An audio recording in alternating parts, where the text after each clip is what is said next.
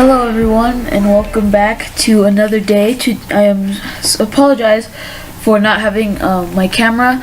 I'm getting a new webcam so that it could be a little bit better quality as far as the video goes. I don't know about audio yet, but I'm gonna try to get it to work so I can make the videos a little bit better instead of being able to see all the pixels. It should be a little bit better than it should be pretty better than the camera that I already have.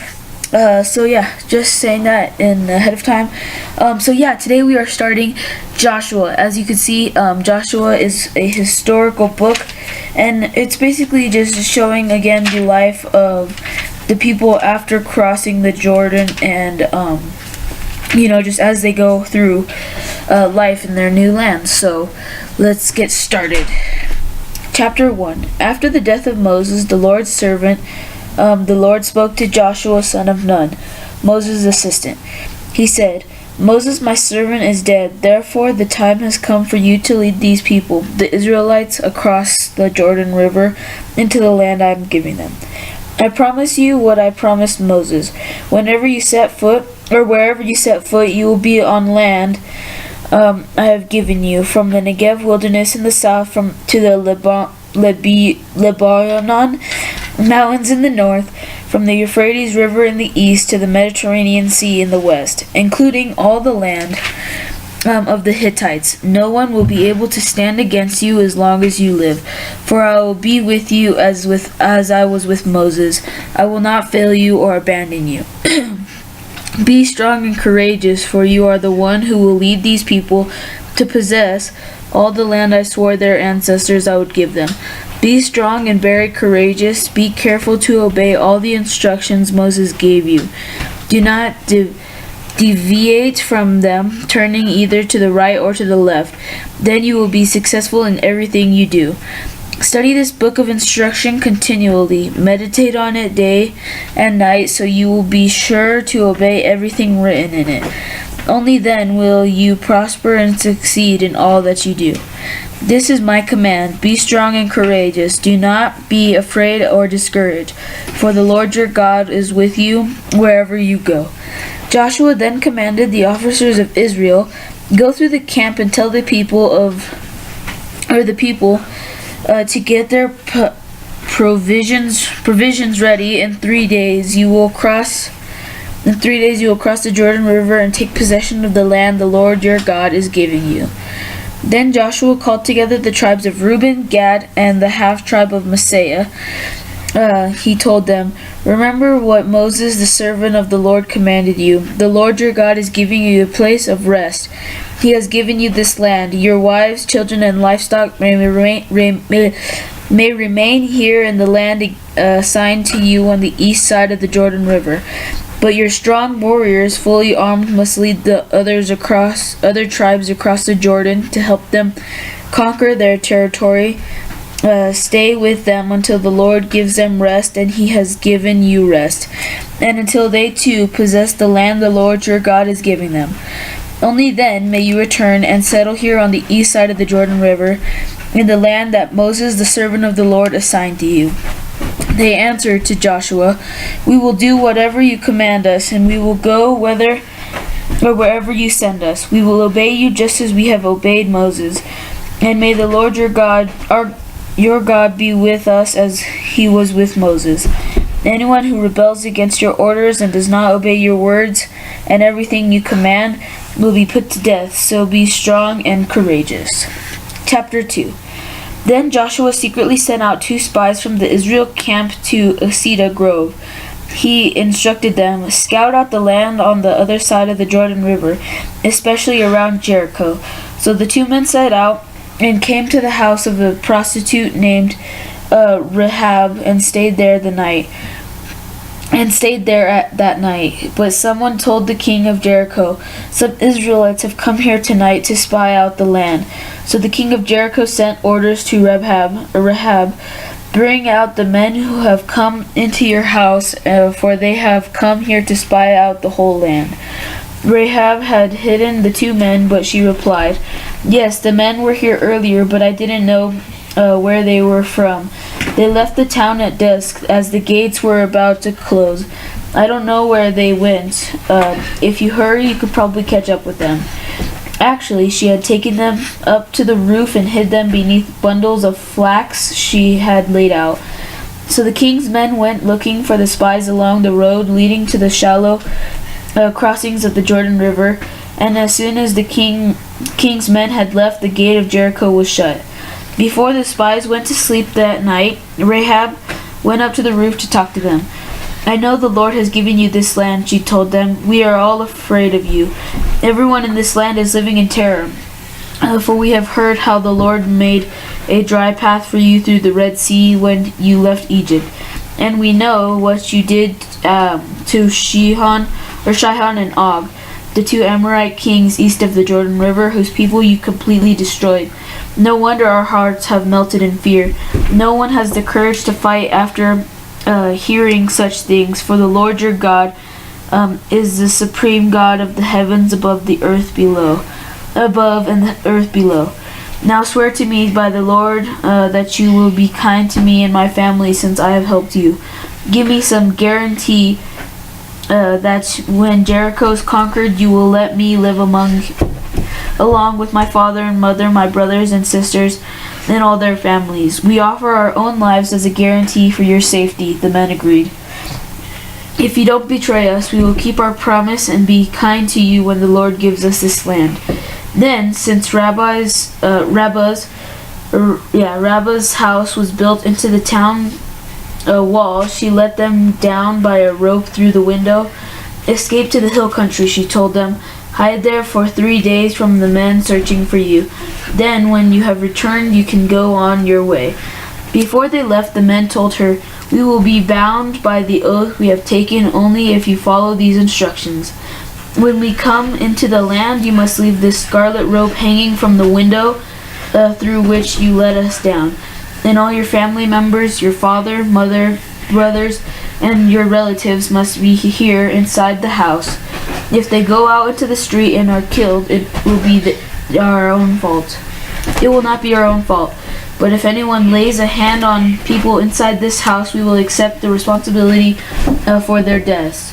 If you betray us, however, we are not bound by this oath in any way." "I accept your terms," she replied, and she sent them on their way, leaving the scarlet rope hanging from the window. The spies went up into the hill country and stayed there 3 days. The men who were chasing them searched everywhere along the road, but they finally returned without success. Then the two spies came down from the hill country, crossed the Jordan River, and reported to Joshua all that had happened to them. "The Lord has given us the whole land," they said, "for all the people in the land are terrified of us." Chapter 3. Early the next morning, Joshua and all the Israelites left a cedar grove and arrived at the banks of the Jordan, where they camped before crossing. 3 days later, the Israelites' officers went through the camp, giving these instructions to the people. "When you see the Levitical priests carrying the Ark of the Covenant of the Lord your God, move out from your positions and follow them. Since you have never traveled this way before, they will guide you.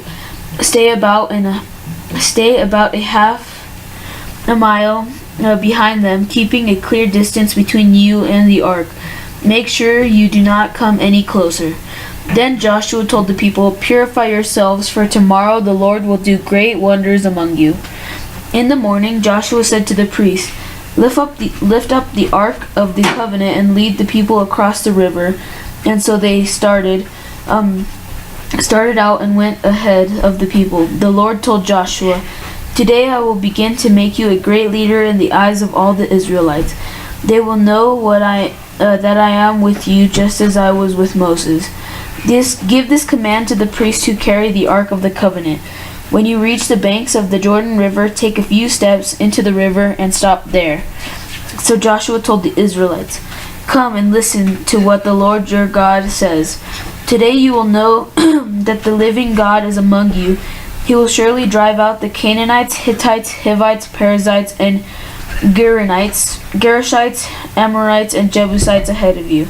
Look at the Look, the altar of the covenant, which belongs to the Lord of the whole earth, who led you across the Jordan River. Now choose 12 men from the tribes of Israel, one from each tribe. The priests will carry the ark of the Lord of all the earth. The Lord of all the earth. As soon as their feet touch the water, the flow of the water will be cut off upstream, and the river will stand up like a wall. So the people left their camp to cross the Jordan River, and the priests who were carrying the Ark of the Covenant went ahead of them. It was the harvest season, and the Jordan was overflowing its banks. But as soon as the feet of the priests were carrying the ark touched the water at the river's edge, the water above that point began backing up a great distance away at a town called Adam, which is near Zarethan, and the water below that point flowed to the Dead Sea until the river bed was dry. Then all the people crossed over near the town of Jericho. Meanwhile, the priests who were carrying the ark of the Lord's covenant stood on the dry ground in the middle of the riverbed as the people passed by. They waited there until the whole nation of Israel had crossed the Jordan on dry ground. We can read another chapter. Chapter 4. When all the people had crossed the Jordan, the Lord said to Joshua, "Now choose 12 men from each tribe. Tell them, take 12 stones from the very place where the priests are standing in the middle of the Jordan. Carry them out and pile them up at the place where you will camp tonight." So Joshua called together the 12 men he had chosen, one from each of the tribes of Israel. He told them, "Go into the middle of the Jordan in front of the ark of the Lord your God. Each of you must pick up one stone and carry it out on your shoulder, 12 stones in all, one for each of the 12 tribes of Israel. We will use these stones to build a memorial in the future for your children. In the future, your children will ask you, What do these stones mean? Then you can tell them. They remind us that the Jordan River stopped flowing when the Ark of the Lord's covenant went across. These stones will stand as a memorial among the people of Israel forever." So the men did as Joshua had commanded them. They took 12 stones from the middle of the Jordan, one from each tribe, just as the Lord had, one for each tribe, just as the Lord had told Joshua. They carried them to the place where they camped for the night and constructed the memorial there. Joshua also set up another pile of 12 stones in the middle of the Jordan at the place where the priests who carried the Ark of the Covenant were standing, and they are there to this day. The priests who were carrying the ark stood in the middle of the river until all of the Lord's commands that Moses had given to Joshua were carried out. Meanwhile, the people hurried across the riverbed, and when everyone was safely on the other side, the priests crossed over with the ark of the Lord as the people watched. The armed warriors from the tribes of Reuben, Gad, and half-tribe of Manasseh led the Israelites across the Jordan just as Moses had directed. These armed men, about 40,000 strong, were ready for battle, and the Lord was with them as they crossed over the plains of Jericho. That day the Lord made Joshua a great leader in the eyes of all the Israelites, and for the rest of his life they reverted him as much as they had reverted Moses. I don't know. The Lord said to Joshua, "Command the priests carrying the Ark of the Covenant to come up out of the riverbed." So Joshua gave the command. As soon as the priests carrying the Ark of the Lord's Covenant came out of the riverbed and their feet were on high ground, the water of the Jordan River returned and overflowed its banks as before. The people crossed the Jordan on the 10th day of the first month. Then they camped at Gilgal, just east of Jericho. It was there at Gilgal that Joshua piled up the 12 stones taken from the Jordan River. Then Joshua said to the Israelites, "In the future your children will ask, 'What do these stones mean?' Then you can tell them, 'This is where the Israelites crossed the Jordan River on dry ground. For the Lord your God dried up the river right before your eyes, and he kept it dry until you were all across, just as he did at the Red Sea, when he dried it up until we had all crossed. He did this so all the nations of the earth might know that the Lord's hand is powerful, and so you might fear the Lord your God forever." Okay, guys, so that was the end of, that was our 4 chapters for the day. So we read chapter 1, 2, 3, and 4 of Joshua. So it was pretty good. A lot of things are actually pretty happening in these 4 chapters. So basically, to kind of overlap all these chapters into one big story, you could call it. So now Joshua is in charge. So so now people are like probably looking at him like, okay, so now he's our new leader. He's probably not going to be as good as Noah or anything, or Moses, sorry, or anything like that. And the people are kind of, I think, maybe a little bit disbelief in him, but they know that he's full in the Spirit, so they know that he can be a great leader. And towards the end, he actually gains that respect because the people, it says that the people, I don't know what the word is called, it's like reverted or something to him as they did to Moses. So now they're like, okay, yeah, reverted him as much as they had reverted to Moses. So I don't know exactly what that means, but to me that sounds like, well, now they're kind of looking at him as they did to Moses, like, okay, so now he's a great leader and he's doing exactly what God's telling him to do. And he's a great leader. He could be, one of the greats too, just like Moses was. I'm trying to find what reverted mean. Reverted. Okay, so reverted means feel deep respect of admiration for something, someone, or so a noun. So yeah, so they have deep respect for him, just as they did for Moses, because of what he did. He's doing exactly what the Lord has told him. He's basically the one that actually took them. Moses helped them get to the place where they had to go, but Joshua was actually helping them to get through, and he also parted not a sea, but a river, the Jordan River, just as with the Lord's help, just as Moses did in Exodus when he parted the Red Sea for the Israelites to leave Egypt. So so now the people are like, okay, so now he can do the same things that Moses did, or maybe a little bit less as good. So now they're looking at him with respect, and that comes from because he did exactly what the Lord says, and that's by sending the spies to go scout out the land, and through that, now he knows that the Lord is actually, like, it's their land now. Everybody's all scared because they know that the Lord did miraculous things.